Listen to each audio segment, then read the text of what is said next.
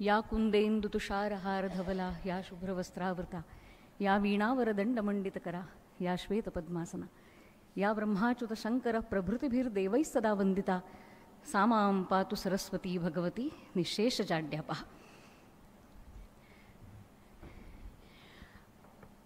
संस्कृत हा माझा विषय असल्यामुळे पूर्वीची गुरुकुलं, तिथलं अध्यापन, तिथले शिक्षक, तिथले प्राचार्य, तिथले ऋषी, तिथले विद्यार्थी याविषयी बरंच वाचन फक्त केलेलं होतं.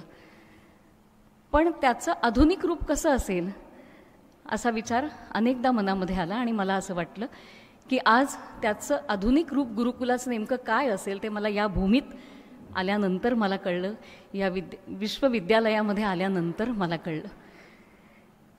इतकं सुंदर प्रसन्न वातावरण आणि मुख्य म्हणजे ज्ञानाधिष्ठित आणि श्रद्धेनं अधिष्ठित असं हे विश्वविद्यालय आहे. मला वाटतं ह्या दोन्ही गोष्टी भारतीय संस्कृती दाखवणाऱ्याच आहेत. त्यामुळे अशा ठिकाणी येणं हे वक्त्याच्याही भाग्यात लिहिलेलं असावं लागतं. ते आज माझ्या भाग्यात आहे, याचा मला निरतिशय आनंद आहे.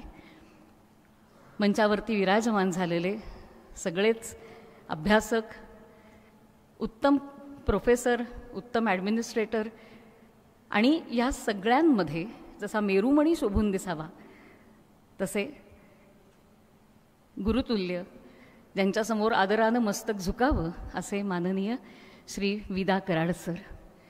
काय बोलावं हो, निशब्द होऊन जाणं एखाद्या व्यक्तीचं कार्य पाहिल्यानंतर ते मी अनुभवते क्षणोक्षणी.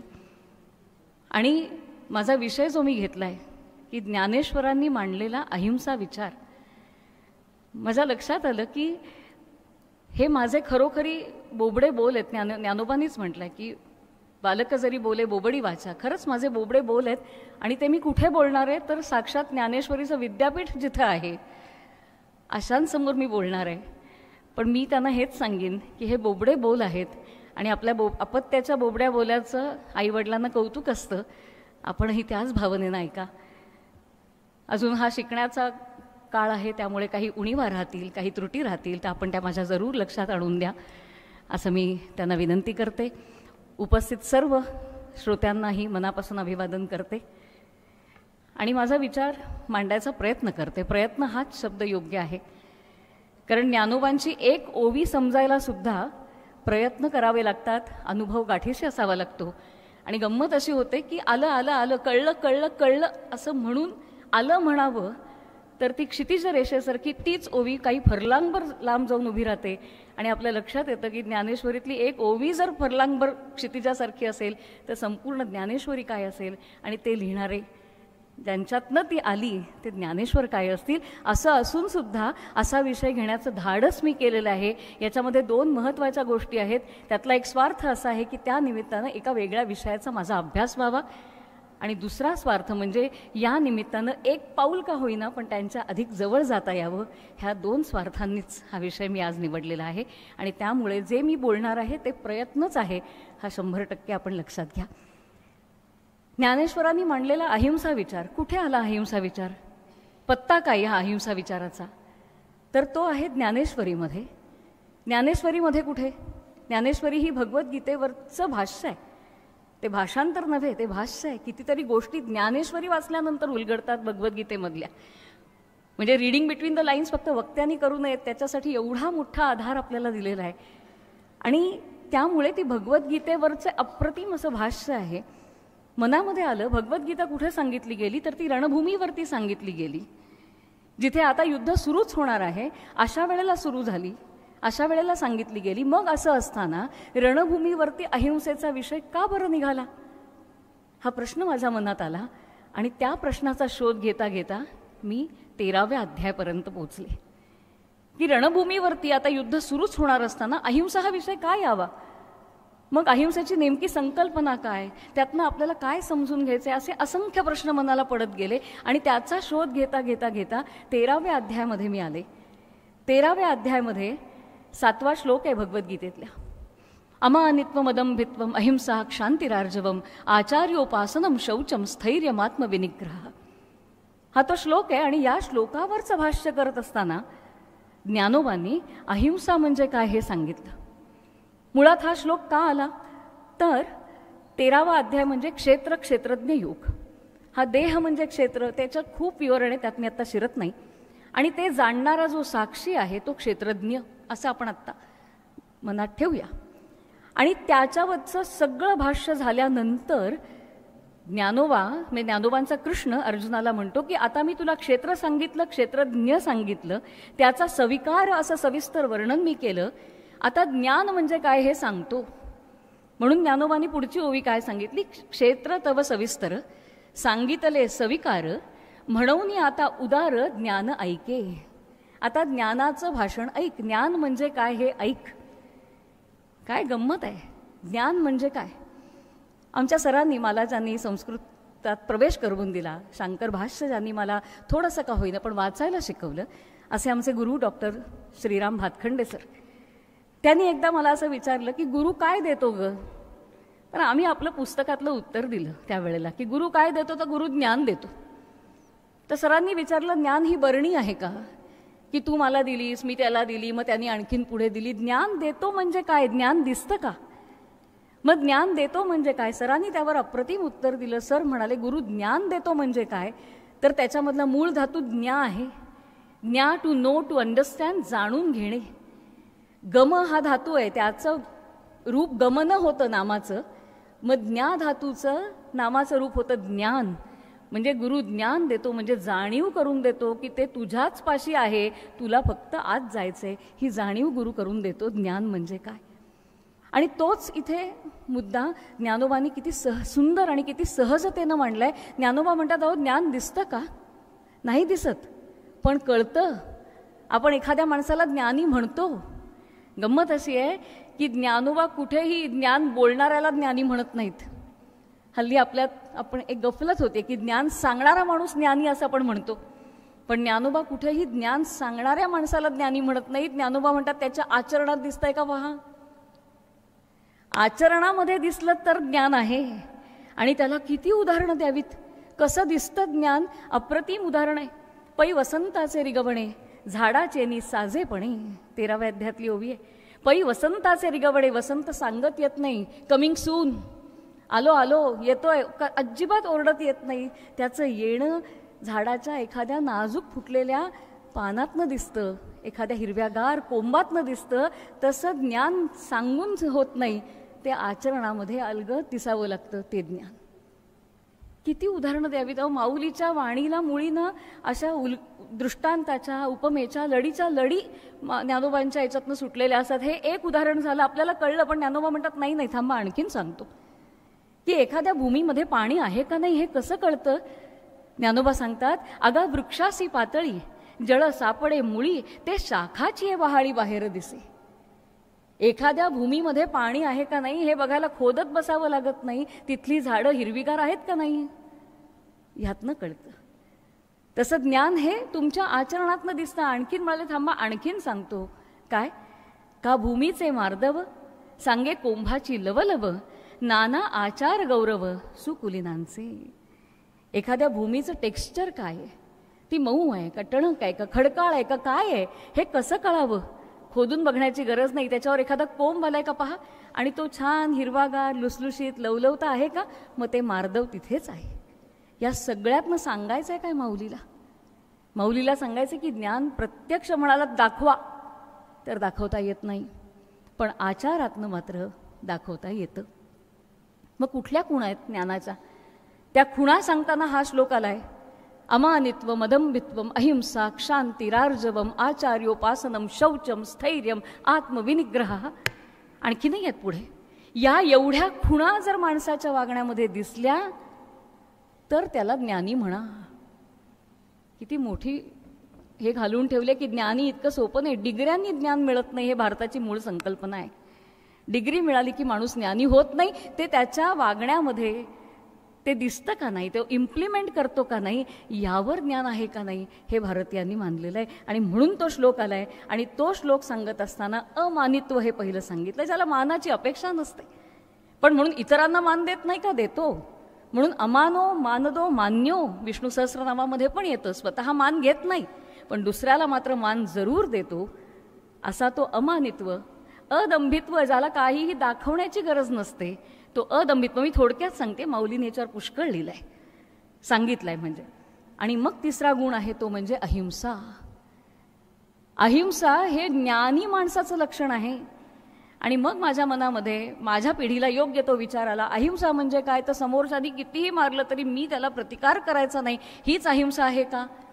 याचा शोध घेत जेव्हा मी गेले, तेव्हा भारतीय संस्कृतीला अहिंसा म्हणजे नेमकं काय अभिप्रेत असेल याची जाणीव व्हायला लागली. कळलं असं माझं म्हणणं नाही, पण जाणीव व्हायला लागली. आणि ज्ञानोबा एखादा रिसर्च स्कॉलर असतो ना, त्या पद्धतीनं मांडणी करतात. आम्ही त्यांना काय रिसर्च स्कॉलर म्हणणार, आम्ही त्यांच्यावर किती PhD केल्या तरी कमीच आहेत. पण मांडणी कशी आहे तर तशीच आहे. पहिल्यांदा इतर मंडळी काय सांगतात, लिटरेचर रिव्ह्यू तो पहिल्यांदा घेतात, की आधी काय काय कुणी कुणी काय काय सांगितलं आहे. आणि म्हणून ते म्हणतात, तरी अहिंसा बहुती परी बोलिली असे अवधारी, आपुलाला मतांतरी निरूपिता. अहो, अनेकांनी अहिंसा म्हणजे काय ते सांगितलंय, कुणी कुणी सांगितलंय. काही उदाहरणं दिलेत ज्ञानोबांनी. ते म्हणतात की एकदा काय झालं, प्रचंड दुष्काळ झाला आणि म्हणून असं ठरलं की पर्जन्य याग केला पाहिजे. आणि म्हणून पर्जन्य याग सुरू झाला सुद्धा. आणि तो करत असताना काय झालं तर त्याच्यामध्ये पशुहिंसा केली गेली. त्याच्यावर ज्ञानोबा आपल्याला असं म्हणतात की तवत ये इष्टीचा बुडी, पशुहिंसा रोकडी, मग अहिंसेची थाळी कैसी दिसे. इतर मंडळींचा जीव पाण्याशिवाय चालला होता, म्हणून त्यांना जीवन मिळावं म्हणून याग केला गेला, म्हणजे एक हिंसा होऊ नये म्हणून याग केला गेला. पण ते कशाच्या बळावरती? त्यावेळेला दुसरी हिंसा घडली. मग अहिंसा म्हणजे नेमकं काय? एवढंच नाही, पुढे जाऊन ज्ञानोबा आपल्याला सांगतात हे कसं घडलं तर जैसा खांडून या शाखा, मग तयाची या बुडखा कुंप कीजे, किंवा का बाहू तोडोनी पचवीजे, मग भुकेची पीडा राखीचे, नाना देऊळ मोडोनी कीजे पोळी देवा. जैसा खांडून या शाखा, हे कसं झालं म्हणाले की काही जणांचा जीव वाचावा म्हणून एका पशुचा बळी दिला गेला. हे कसं घडलं तर झाड रक्षण व्हावं झाडाचं, म्हणून त्याच झाडाच्या फांद्या कापून त्याच्या भोवती कुंपण करावं असं आहे. काय उदाहरण आहेत. पट्ट आपल्याला की अरे त्या झाडाचं रक्षण व्हावं म्हणून त्याच झाडावरती कुऱ्हाड चालवायची आणि त्याचाच कुंपू करायचा. हे जसं विसंगत वाटतं, अनेक कृती आपल्या हातनं घडतात त्याही तशा विसंगत असतात. फार ह्याच्यात शिरत नाही, कारण माझ्या मुख्य मुद्द्यावर जायचंय. एवढंच नाही तर त्यांनी एक उदाहरण आयुर्वेदाचं दिलं. काय म्हणाले, आणि आयुर्वेदू आघावा तो याच मोहोरा पांडवा, जे जीवा कारणे करावा जीवा घातू. आयुर्वेदामध्ये सुद्धा ते म्हणतात की इतर मंडळींचा जीव वाचावा म्हणून आयुर्वेद कार्यरत असतो, अगदी मान्य. पण त्याच्यावर ज्ञानोबा पुढे असं म्हणतात, पण काय होतं बघा, नाना रोगे आहाळली, लोळती भूते देखिली, ते हिंसा निवारावया केली चिकित्सा का. ते म्हणतात की आयुर्वेद माणसाचा जीव वाचवतो, पण काय करतो, पानं ओरबाडून काढतात, काही उकळतात वनस्पती, काही सगर्भ वनस्पती सुद्धा उकळल्या जातात, काहींच्या झाडांना चिरे पाडले जातात, त्यातनं रस काढला जातो. ज्ञानोबा आपल्याला एका वेगळ्या पातळीवरती घेऊन जात आहेत. आयुर्वेद वाईट आहे असं ते म्हणत नाहीत, फक्त ते म्हणतात डोळे उघडे ठेवून अहिंसा हा विचार बघा. एका व्यक्तीचा जीव वाचावा, काही व्यक्तींचा जीव वाचावा म्हणून आयुर्वेद कार्यरत आहे नक्कीच, पण तो वनस्पती सृष्टीला किती घातक आहे ह्याचाही विचार करा. आता कुणी असं विचारेल, हल्ली हे प्रश्न खूप असतात, म्हणजे ज्ञानोबांचा यज्ञागावर विश्वास नव्हता का, ज्ञानोबांना आयुर्वेद जवळचा वाटत नव्हता का. नाही नाही, त्यांना असं सांगायचं नाही आहे, नसावं. त्यांना हे सांगायचं आहे की अहो सगळं बरोबर आहे, पण आपण जी अहिंसा म्हणतो ती किती वरवर आहे याचा विचार करा. आणि बहुतांश वेळेला माणूस फक्त माणसाच्या दृष्टीतनं संकल्पनांचा विचार करतो. पण ज्यांना सार्वजनीन धर्म कळलेला आहे, सार्वजनीन धर्म ही विवेकानंदांनी मांडलेली एक अप्रतिम फिलॉसॉफी आहे, पण त्याच्या कित्येक वर्ष आधी ज्ञानोबांनी हे विश्वचे माझे घर म्हटलेलं आहे.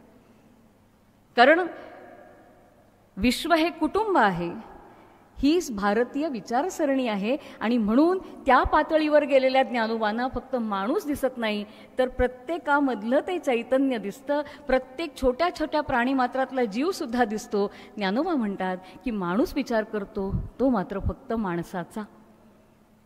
आणि म्हणून आपल्याला लक्षात येत नाही, पण ज्ञानोबा सांगतात अहो सगर्भ वनस्पतीसुद्धा उकळल्या जातात, मग ही अहिंसा आहे का? आणि म्हणून ते सांगतात की वरकरणी एखाद्याला भोसकणं एवढीच हिंसा नाही. हिंसेच्या फार वेगवेगळ्या विचार त्यांनी मांडलेले आहेत. एका ठिकाणी ते म्हणतायत, जरा वेगवान पुढे जाते, आड मोडिली अजंगमाची खाल काढविली, एके गर्भिणी उकडविली पुटा माझी, त्याच्यावरती मी आत्ता बोलले. मग त्यांनी असं म्हटलं की अजात शत्रू तरुवरा सर्वांगी देव विल्या शिरा, ऐसे जीव घेऊनी धनुर्धरा कोरडे केले. हे सगळं कसं घडलं म्हणाले? काही जीव वाचवण्यासाठी काही पानं ओरबाडली गेली, फांद्या कापल्या गेल्या, हे सगळं कसं घडलं? तर ज्ञानोबांनी काय उदाहरणं दिली आहेत. ज्ञानोबा म्हणतात हे कसं घडलं तर नागवुनी व्यवहारे गवांदी घातली. मला सहस्त्र भोजन घालायचं होतं म्हणून मी सहस्त्र भोजन घातलं, पण लोकांकडनं पैसे घेतले आणि ते परतच केले नाहीत, तर त्या सहस्त्र भोजनाची काय किंमत आहे? म्हणजे दुसऱ्याला ओरबाडून मी माझं कार्य करणं हे किती योग्य आहे? हा प्रश्न ज्ञानोबांनी आपल्याला विचारलाय. एवढंच नाही, आपण ही म्हण अनेकदा वापरतो, ती ज्ञानेश्वरीतली आहे की मस्तक पांघुरविले तव तळवटी उघडे पडले. पूर्ण नाहीच होत संकल्पना, आणि म्हणून डोक्यावरनं पांघरून घेतलं तर पाय उघडे पडतात, आणि पाय झाकायला गेलं तर डोकं उघडं पडतं. मग म्हणून पूर्ण संकल्पना समजावून घ्यावं हे कुठेतरी ते सांगतायत. घर मोडोनी केले मांडव पुढे, माझ्या घराच्या पुढे मांडव पाहिजे म्हणून मी माझंच घर मोडून मांडव करावा, ही पद्धत झाली. किंवा ना तरी बैल विकूनी गोठा मुसा लावोनी बांधीचे गाठा. बैल विकून टाकायचा आणि गोठा करायचा, ह्याला काय अर्थ आहे? म्हणजे ही वेगवेगळी उदाहरणं ज्ञानोबांनी आपल्याला का दिली? तर अहिंसा म्हणजे फक्त समोरच्याचा जीव घेणं एवढ्याच शारीरिक पातळीवरची अहिंसा नाही, हे सांगण्यासाठी. इतर धर्म चालू होतेच त्याही काळामध्ये, तर त्यातल्या एका धर्माचं म्हणणं असं, कोणावरही टीकास्त्र सोडलेलं नाहीये, फक्त जाणीव करून देत आहेत ह्या गोष्टीची ज्ञानोबा. मुळात ते अजात शत्रू आहेत, सगळ्यांना आपलं मानणारे आहेत, पण जाणीव करून देत आहेत की निदान समाजाकडे डोळे उघडे ठेवून बघा. काही धर्मांमध्ये, काही संप्रदायांमध्ये अहिंसा विचार इतक्या वरच्या पातळीवरती होता, पण मग ते काय करतात तर पाणी गाळून पितात की कुठलाही जीवाणू आपल्या पोटात जायला नको. अहो पण ज्ञानोबा म्हणतात त्या गाळणीमध्ये काय आहे? तिथे हिंसा घडलीच. म्हणजे हिंसा किंवा अहिंसा हे एवढ्या सूक्ष्मतर संकल्पना आहेत. काही जण अन्नच शिजवत नाहीत की नको आमच्याकडनं काही हिंसाच घडायला नको. ज्ञानोबा म्हणतात अगदी भले शाब्बास, चांगली विचारधारा आहे, पण याच्यामध्ये तुम्ही तुमच्या प्राणांची हिंसा करणार आहात काही दिवसांनी, त्याचं काय? म्हणजे कुठलीही हिंसा किंवा अहिंसा संकल्पना ही पूर्णत्वानं आपल्या कवेत येत नाही, जर आपण ती शारीरिक पातळीवर बघायला गेलो तर. हा मुद्दा ज्ञानोबांना सांगायचा आहे. म्हणून वेगवेगळे लोक काय म्हणतात, काय आचरण करतात, हे आधी ज्ञानोबा दाखवतात आणि मग पुढे सांगतात की आता मी माझं मत सांगतो. ही भारतीय परंपरा. काय सुरेख लिहिलंय पहा. आणि स्वमताची या निर्धारा लागून या धनुर्धरा प्राप्ता मतांतरा निर्वेचू की जे. आपलं मत मांडून चालत नाही फक्त, तर इतरांचाही अभ्यास करावा लागतो.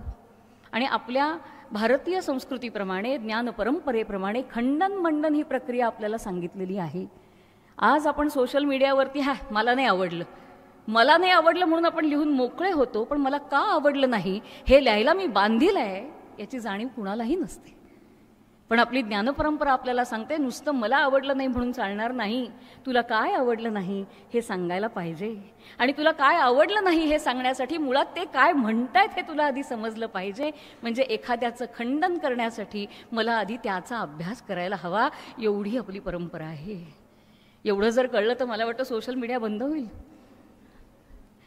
कारण एवढा अभ्यास आधी खोलात उतरून करायला हवा की समोरचा काय म्हणतोय, त्याला जे म्हणायचे ते मी आधी समजून घेतलं पाहिजे. तुम्ही असं असं असं असं म्हणता, यातली ही तत्व मला मान्य नाहीत, त्याची ही कारणं आहेत, आणि म्हणून ते बाजूला सारून मी हे माझं मत मांडतो. म्हणून आधी खंडन आणि मग मंडन. पण ते खंडन करत असताना मीच त्याचं मंडन करायचं असतं आणि मग ते खंडन करून मंडन करायचं असतं. मला वाटतं आपल्याला आयुष्यात एकच विषय पुरेल एवढा जर आपण सखोल उतरलो तर. हे खंडन मंडन किती महत्वाचं आहे. जाता जाता सांगते, कुमारीला भट्टाची गोष्ट सांगते. कुमारीला भट्ट, त्याचेही पाठवेत पुष्कळ आहेत, पण माझ्या वाचनात जी आहे ती कुमारीला भट्टाची गोष्ट आहे. कुमारीला भट्ट हे मीमांसक होते आणि त्यांना बौद्ध धर्माचं खंडन करायचं होतं, पण ते म्हणाले मी असंच नाही करणार, मी समजून घेईन. आणि म्हणून त्यांनी बौद्ध धर्म स्वीकारला, त्याचा तळापर्यंत जाऊन अभ्यास केला. आणि एकदा सगळे सहकारी बसलेले असताना ते म्हणाले की मला बौद्ध धर्मातली काही तत्त्व खूप आवडली, पण तरीही माझ्या वैदिक धर्माच्या निष्ठा शाबूत आहेत असं त्यांनी सांगितलं. ही इथपर्यंत आपण गोष्टपेक्षा तत्त्व म्हणून बघूया. आता पुढची जी आहे ती गोष्ट म्हणून स्वीकारा. मग त्यांच्या सहकाऱ्यांनी विचारलं, तुझा हिंदू धर्म किंवा वैदिक धर्म तुला कुठेही वाचवेल? हो म्हणे, कुठेही वाचवेल.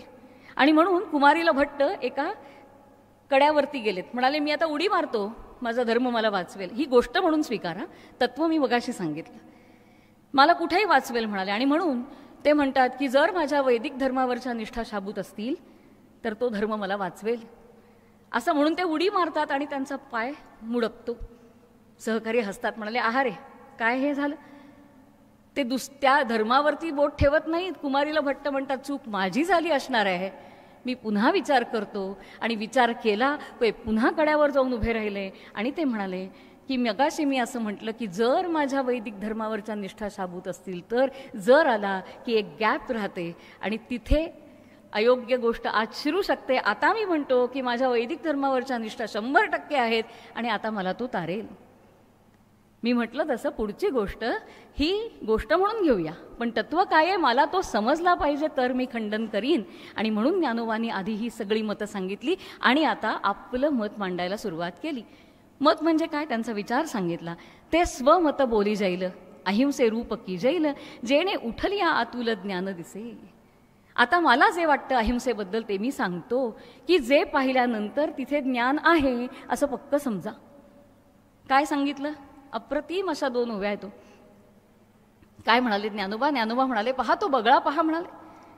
त्या बगळ्याला पाहिलत ना तर अहिंसा कळणार आहे. कशी? काय म्हणाले? तरी तरंगू नोलांडितू, लहरी पायेन फोडितू, साचलू न मोडितू पाण्याचा. तो बगळा पाण्यात शिरताना कसा शिरतोय ते बघा. काम देतात ज्ञानोबा आपल्याला. निसर्गातलंच सगळं मांडत असतात, पण आज आपली दृष्टी बंद झाली आहे निसर्गाकडची. ते उघडतात, म्हणतात तो बगळा कसा आत चाललाय ते पहा, तिथे अहिंसा कळेल. बगळा इतका अलगद पाय टाकतो की साचलू न मोडितू पाण्याचा. पाण्याचं स्ट्रक्चर तो मोडत नाही, पाण्याची चौकट तो विस्कटत नाही. तो असाच्या असा अलगद पाय टाकतो ना, ती अहिंसा. हळूहळू हळूहळू आपल्याला एक एक प्रकाश किरण मिळायला लागतो. काय म्हटलंय पुढे? वेगे आणि लेसा दिठी घालून याविसा, जळी बकू जैसा पाऊल सुये. त्याचं लक्ष त्याच्या भक्षावरतीच आहे, पण तो जे पाऊल टाकतोय ना तिथपर्यंतच आत्ता आपण विचार करूया, पुढचा विचार नंतर. तो जे पाऊल टाकतोय ना त्यांनी पाण्याचं हलत सुद्धा नाही हो, पाणी इतकं अलगट टाकतो, ती अहिंसा. आणखीन एक आपल्याला उदाहरण देतात ज्ञानोबा. काय म्हणतात?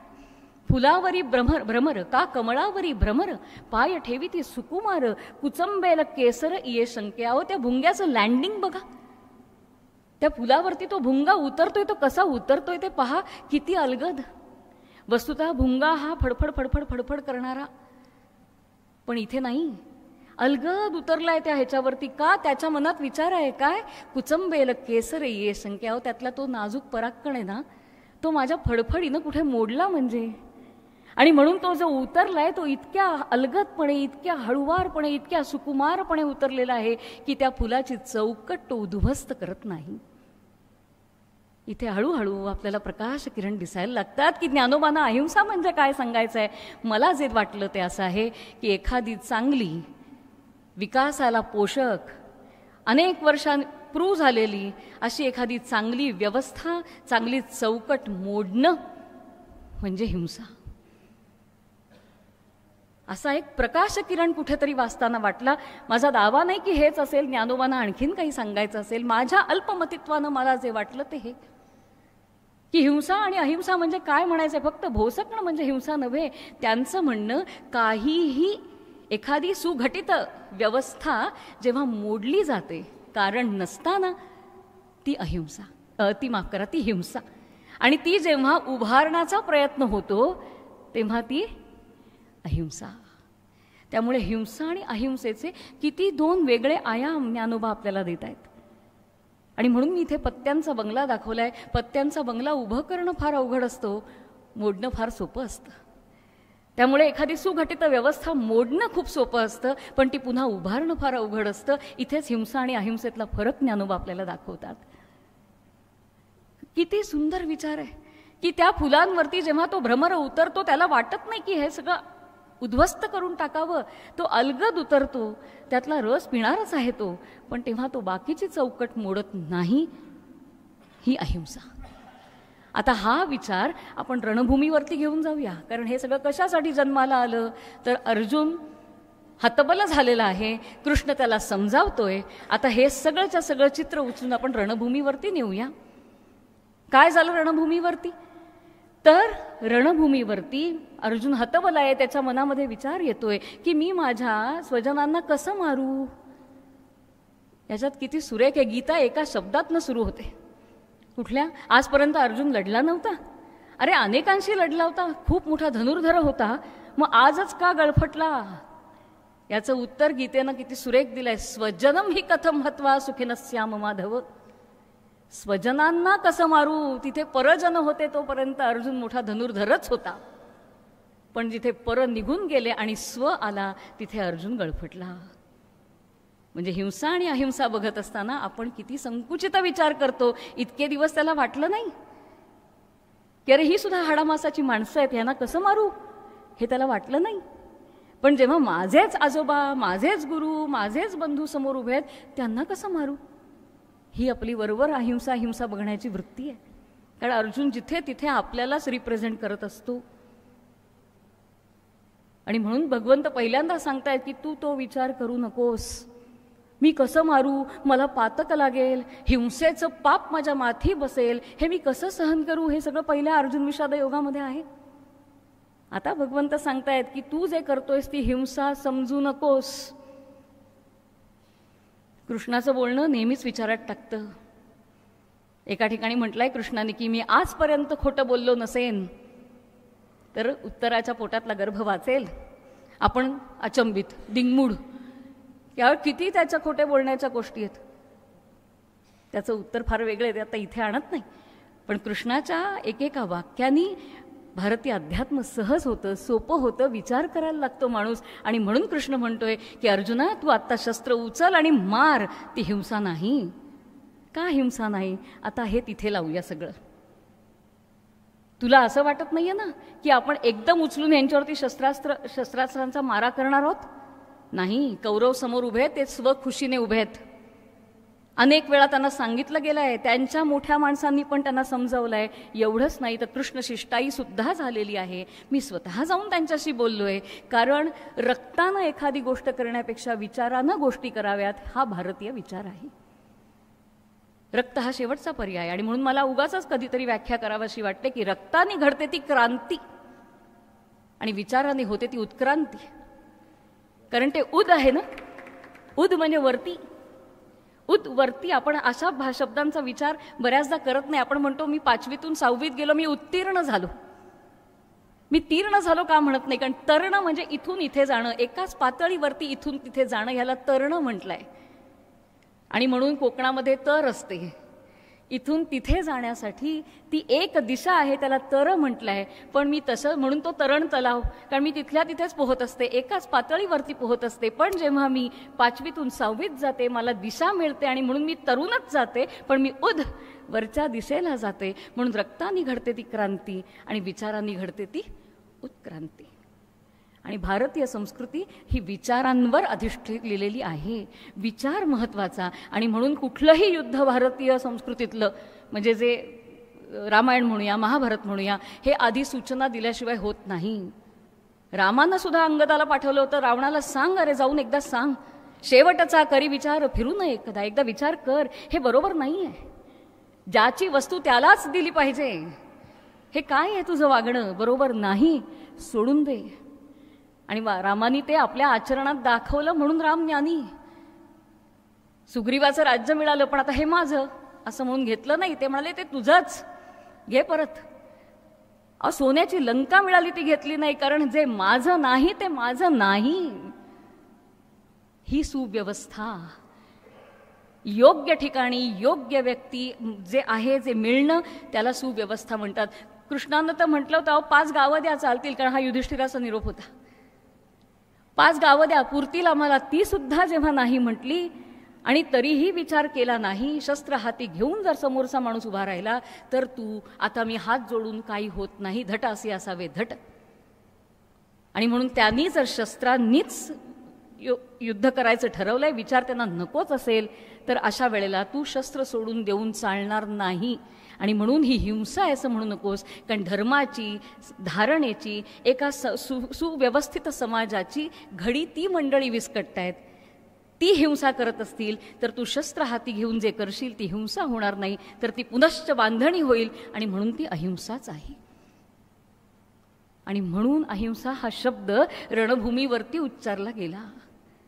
नाहीतर हे किती विसंगत आहे, रणभूमीवरती जायचं आणि अहिंसेबद्दल बोलायचं. हे हल्ली दिसू शकतं, हल्ली काही दिसू शकतं. पण आता हे तसं कृष्णाचं म्हणणं नाही. कृष्ण म्हणतोय आपण सर्व प्रयत्न केले, विचारांपर्यंत त्यांच्यापर्यंत जाऊन पोचलो, पण त्यांना नकोय. आणि त्यांनी जर शस्त्र हाती घेतलं असेल तर आता मारा तुम्ही, कारण अर्जुन म्हणालाय मी मेलो तरी चालेल. नाही नाही म्हणाले. आणि मग अतिशय महत्त्वाचा प्रश्न त्याच्याकडे येते. फक्त 2 महत्त्वाच्या गोष्टी सांगते की योग्य ते आपलं जे नाही, जे दुसऱ्याचं आहे त्याला ते मिळालं पाहिजे, ही सुव्यवस्था असते. डिझर्विंग व्यक्तीला डिझर्विंग गोष्ट मिळणं ही सुव्यवस्था असते. आणि जेव्हा ती हरवते समाजातनं तेव्हा समाज विस्कळीत व्हायला लागतो. मला कुठल्याही आजच्या आधीच्या परवाच्या कुठल्याही ह्याच्यावर भाष्य करायचं नाही किंवा आधीच्या काळातल्या, पण हे घडतंय का नाही पहा. डिझर्विंग माणसाला डिझर्विंग गोष्ट मिळणं ही समाजाची सुव्यवस्था असते. आणि जिथे आपण ते नाकारतो तिथून समाजाचं दोलाय मानचित्र सुरू होतं. 5 गावं मागितली होती, 5 गावं सुद्धा देता आली नाहीत. अरे तेही वारस आहेत, कुरु घराण्याचे तेही वारस आहेत, त्यांचं आहे ना. त्यामुळे अधिकार ज्याचा आहे त्याला न देणं ही व्यवस्था मोडणं आहे. आणि दुसरी गोष्ट, दूताला सुद्धा कैद करायला लागला होता दुर्योधन. आपल्याकडे दूतशास्त्रामध्ये म्हटलंय की दूताला कधीही समोरच्या राजांनी कैद करायचं नाही किंवा त्याचा हाल करायचे नाहीत, कारण तो बाजू मांडायला आलाय, तो युद्ध करायला आलेला नाही. म्हणजे 2 गोष्टी ज्या सुव्यवस्थित आहेत त्या दुर्योधनाने मोडलेल्या आहेत. आणि जाता जाता सांगते, मगाशी रणभोर सर एक वाक्य फार अप्रतिम म्हणाले.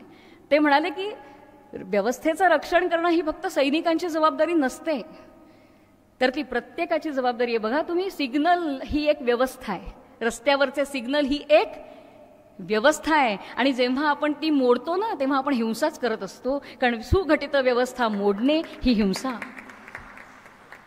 म्हणून आता आपला होमवर्कचा काळ आहे की मी सभ्य आहे, मी शिक्षित आहे, पण असं असून मी दिवसभरात किती हिंसा करते, मी किती सुव्यवस्था मोडते माझ्याकडनं, ही विचार करण्याची गरज आहे. आणि त्याच्यावरती ठरवावं मी हिंसक आहे का अहिंसक आहे. ज्ञानोबांनी आपलं प्रतलच बदलून टाकलं.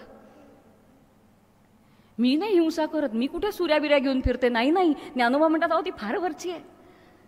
तुम्ही व्यवस्थेला धक्का देताय का. चांगल्या चौकटी मोडायलाच पाहिजेत. ज्ञानोबा हे बंडवाले आहेत बरं का. जुन्या चौकटी धरूनच बसा असं ज्ञानोबा कुठेही म्हणत नाहीत. काळाला अनुषंगिक चौकटी असतील तर जरूर ठेवा, काळाच्या पलीकडे गेल्या असतील तर बदलून टाका. परिष्करण हा भारतीय संस्कृतीनं आपल्याला दिलेला मंत्र आहे. जे काळाला अनुषंगिक नाही ते बदला.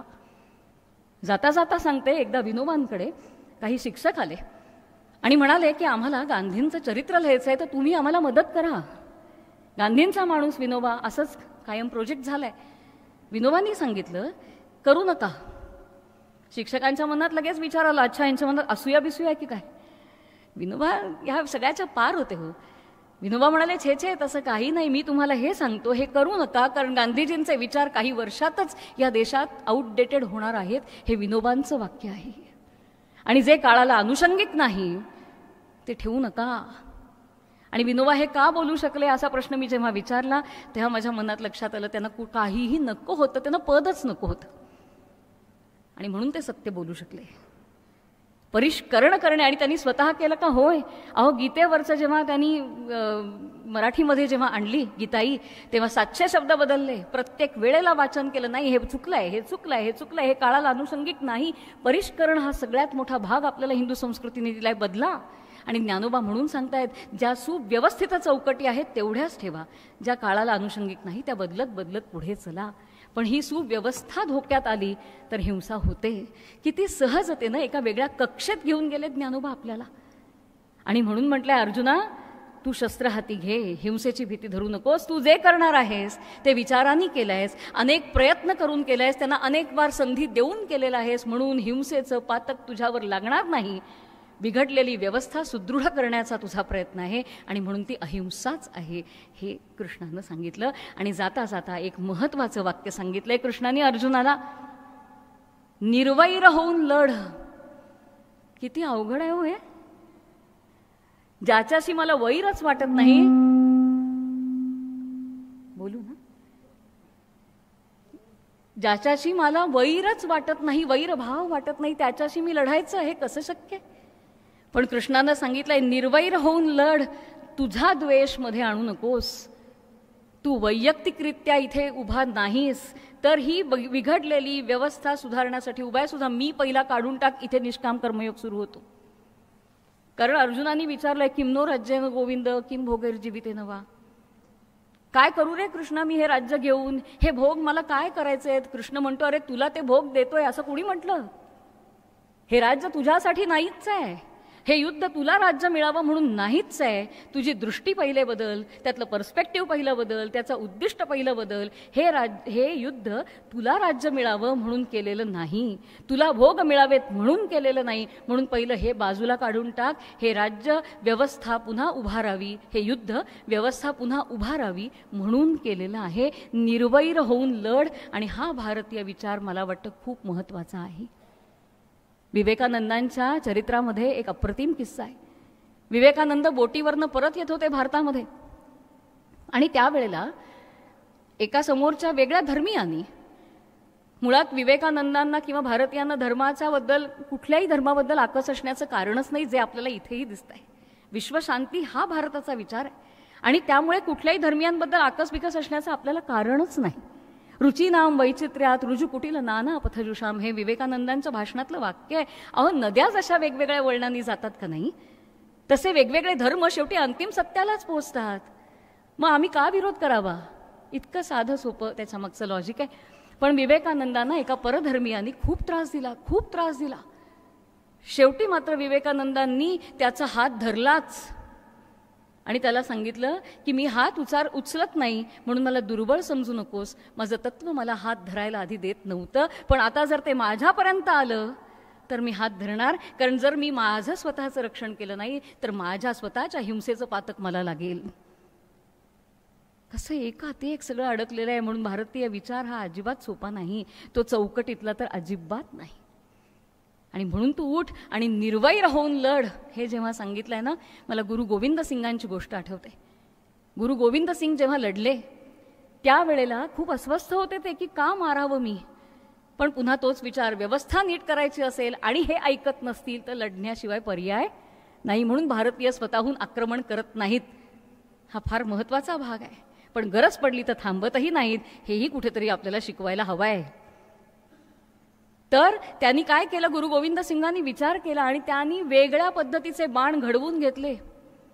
काय केलं गुरु गोविंद सिंगांनी, त्यांच्या भात्यातल्या बाणांना पुढे सोनं लावलेलं होतं आणि सोन्याच्या बाणांनी ते शत्रूचा वध करायचे. निर्वैर होते म्हणून.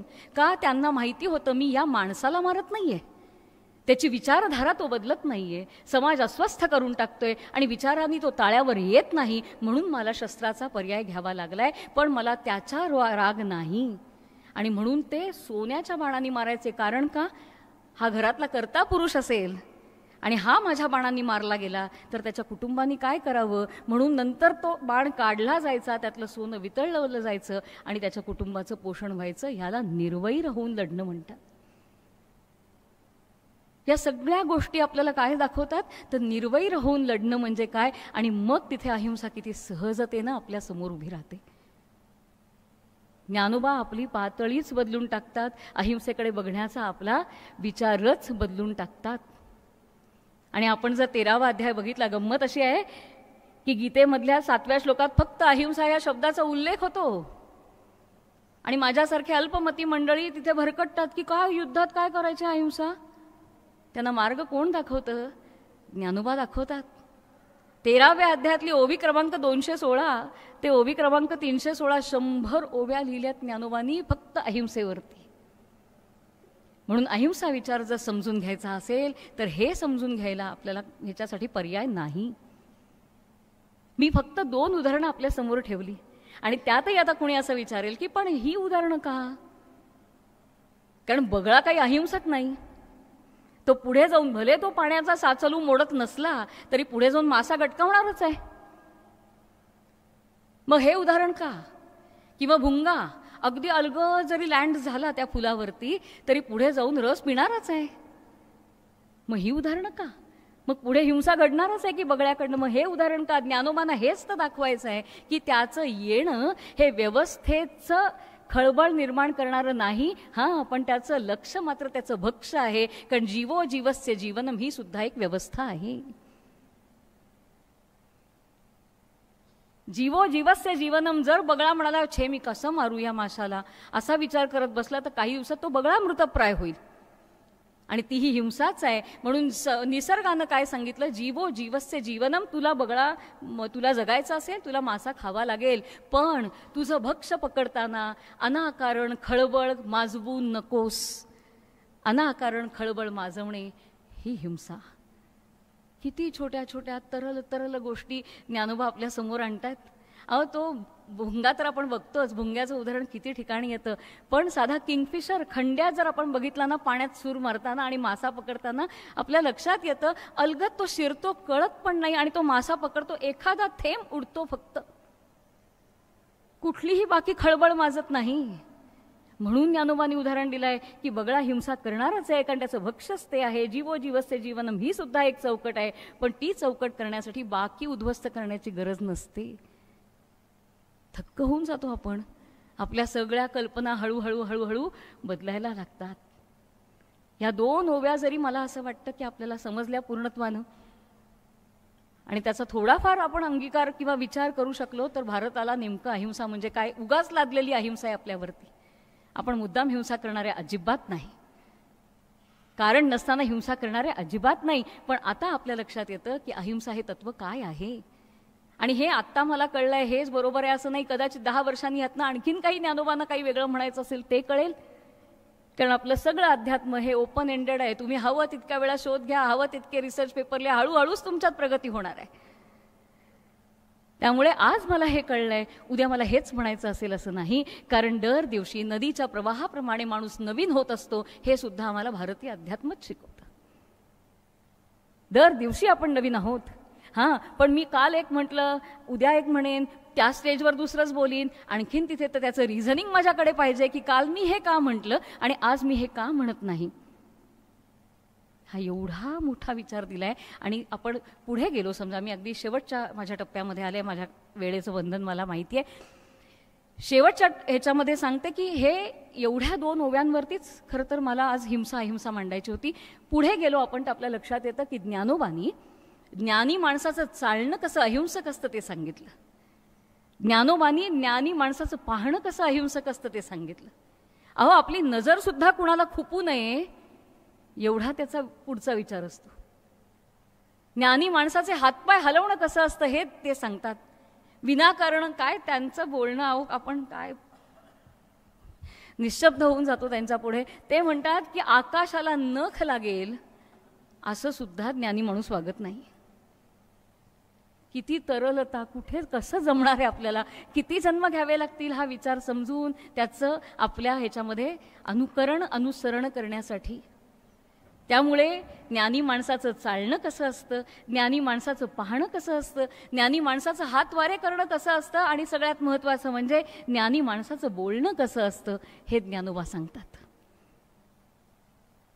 प्रत्येक खरं तर काय म्हणू ना, एक एक ओवीचा विचार होणं पण ते शक्य नाही वेळेच्या मध्ये सुद्धा, आणि वक्त्याची सुद्धा एक मर्यादा असते. पण हे आपणच वाचलं पाहिजे, समजून घेतलं पाहिजे.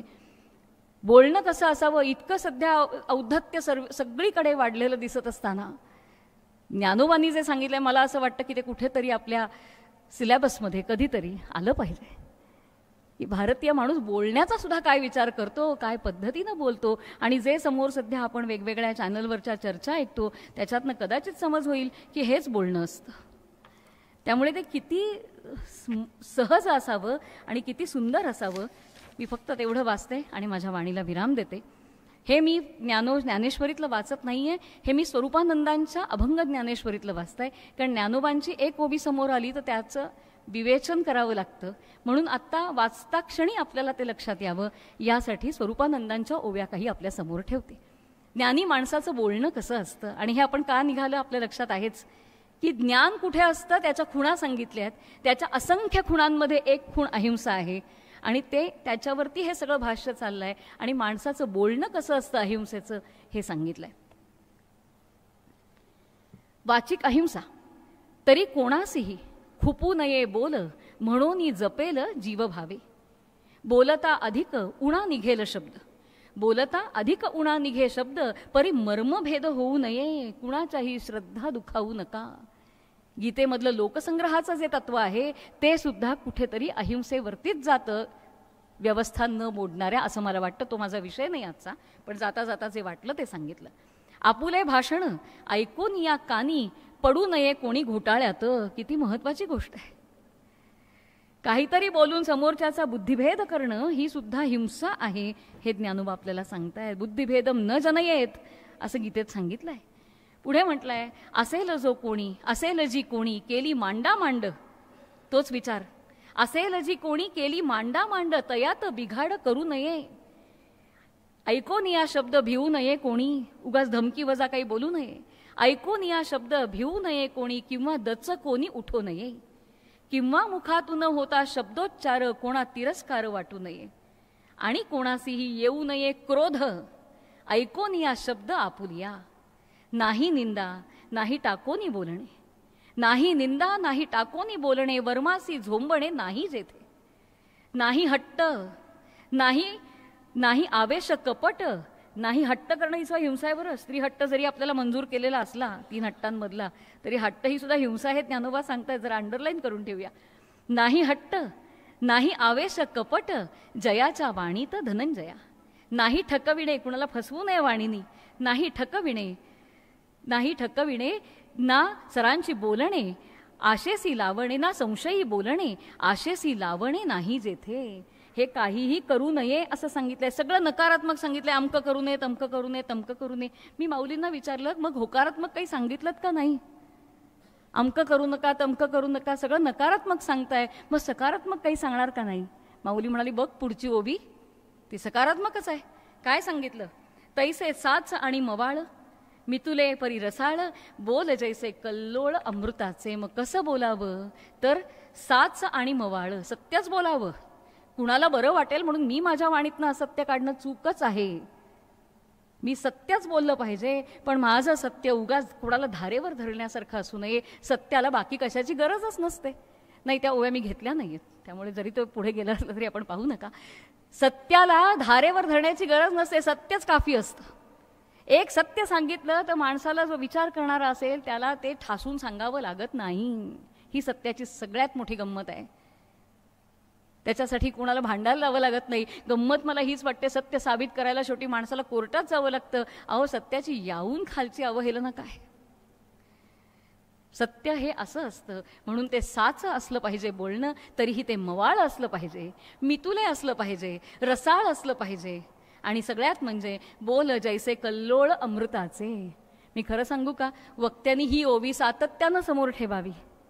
यातलं कुठलंच विशेषण माझ्या वाणीला लागू शकत नाही याची पूर्ण जाणीव आहे. फक्त यातला एक शब्द मला खुणावतोय आणि तो शब्द म्हणजे मी तुले थोडक्यात असावं, आणि ते प्रमाण मानून मी माझ्या वाणीला इथे विराम देते. माझ्या अल्पमतीतनं हिंसा आणि अहिंसा ज्ञानोबांना काय वाटत असेल हा फक्त माझा विचार आपल्यासमोर मांडला. आणि इतक्या मोठ्या मंडळींसमोर आणि आपल्यासारख्या श्रोतृवृंदासमोर बोलण्याची ही संधी, हे माझं भाग्य आहे, हे मी मनापासून मानते. वक्ता तो वक्ताची नव्हे, श्रोतेनं वेणं. त्यामुळे आपल्यासारखा श्रोता मिळाला याबद्दल मी आपले कमिटीचे आणि कराड सरांचे मनापासून आभार मानते. धन्यवाद.